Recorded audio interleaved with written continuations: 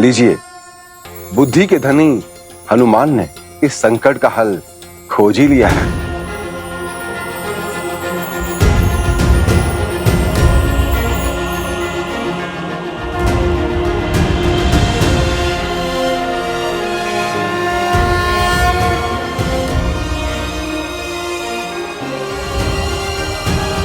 मान गए हनुमान जी, प्रभु के परम भक्त तो केवल आप ही हैं।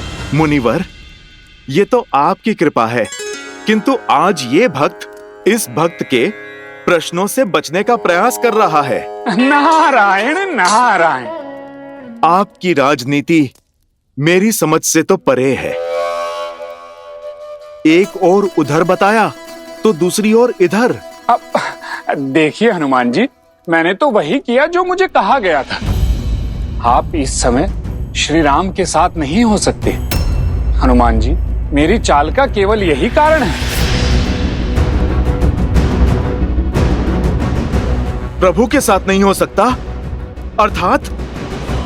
अधिक तो नहीं कह सकता हनुमान जी, किंतु इस समय आपका श्री राम के साथ होना नियति को स्वीकार नहीं है हनुमान जी। और मेरा कार्य केवल इतना ही था कि मैं आपको श्री राम से दूर ले जाऊं।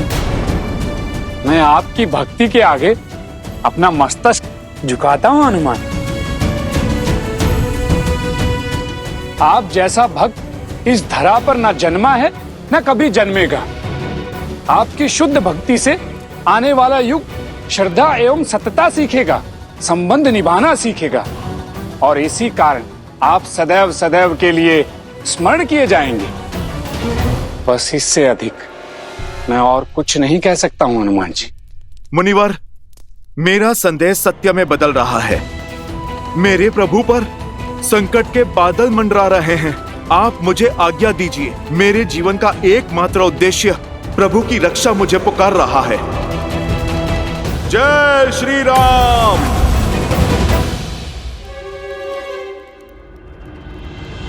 प्रभु,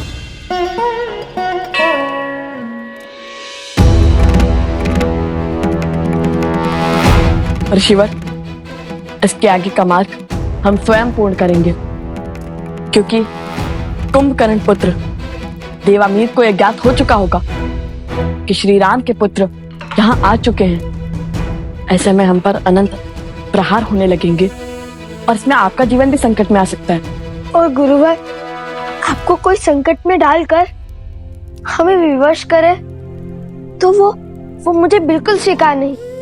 इसलिए हम आपसे आग्रह करते हैं कि आप जाकर शिव मंदिर में बैठकर तप कीजिए। तब तक हम इस कुंभकर्ण के पुत्र को समझा कर आते हैं। कल्याण हो।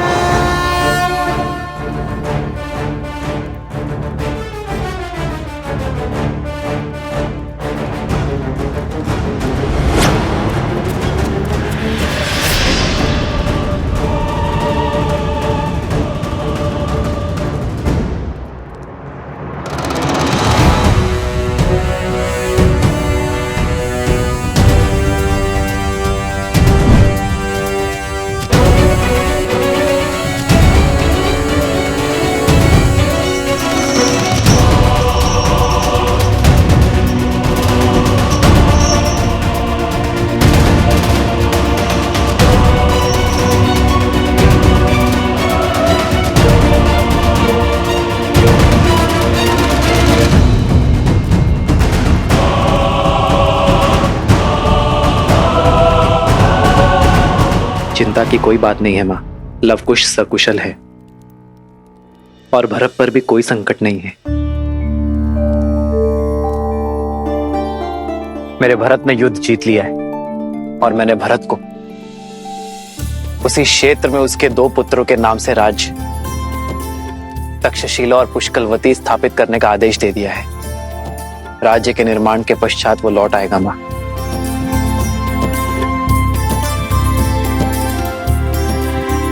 अब जैसे मेरे चित्त को शांति मिल गई है मां। ऐसा आभास होता है जैसे धर्म स्थापना के सभी कार्य संपूर्ण हो गए। हमारे रघुकुल के वंशज राज्य की बागडोर संभालने के लिए इस वंशज को आगे ले जाने के लिए पूर्णतः सज्ज है। लगता है जैसे मेरे कंधों से बहुत बड़ा भार उतर गया है।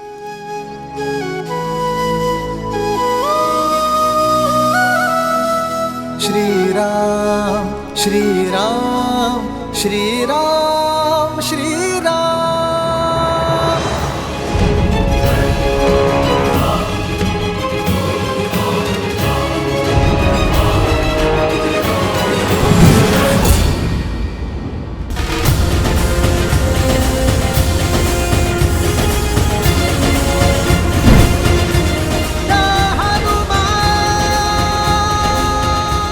पहले मेरी माता के प्राण लिए, फिर लक्ष्मण भैया को छीना। अब ये नियति मुझसे मेरे प्रभु को पृथक करने का षड्यंत्र रच रही है। कुछ तो है जो मेरी सोच और समझ से बाहर है। अति शीघ्र प्रभु के पास पहुंचना होगा।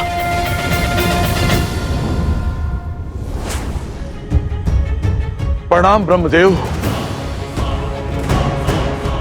काल पुरुष को रिक्त हाथों लौटना पड़ा क्योंकि हनुमान अयोध्या की ओर अग्रसर हैं। हनुमान के होते श्री राम अपना देह कैसे त्यागेंगे? समाधान समस्या में ही छिपा है इंद्रदेव। हनुमान किसी की नहीं सुनेंगे सिवाय श्री राम के। तो अब क्या किया जाए ब्रह्मदेव?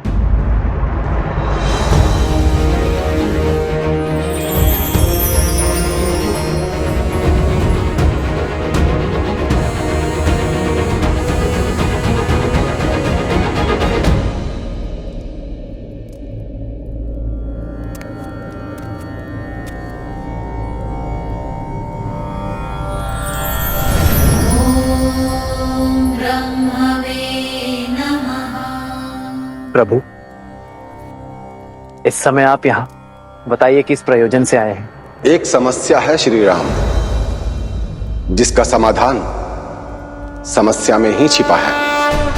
हमारे संकट का निवारण आप हैं श्री राम। मैं उसी दुविधा के हल के लिए यहां उपस्थित हुआ हूं, जिसके लिए आप भी चिंतित हैं हनुमान।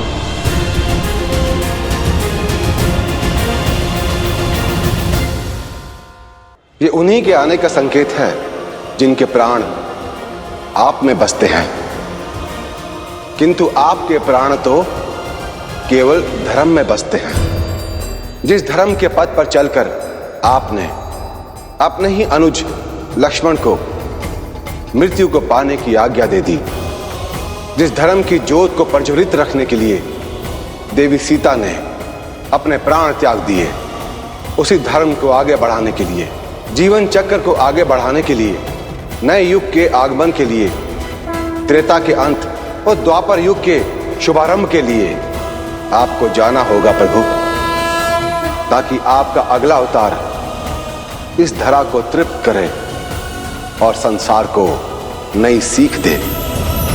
पर जब तक हनुमान यहां है तब तक ये असंभव है। आपको हनुमान को समझाना होगा। कैसे, ये तो आप जाने, किंतु करना आपको ही होगा प्रभु।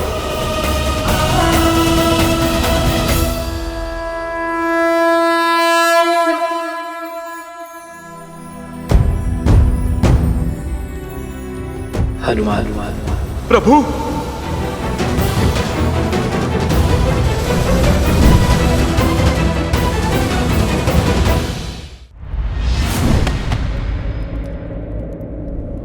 प्रणाम प्रभु।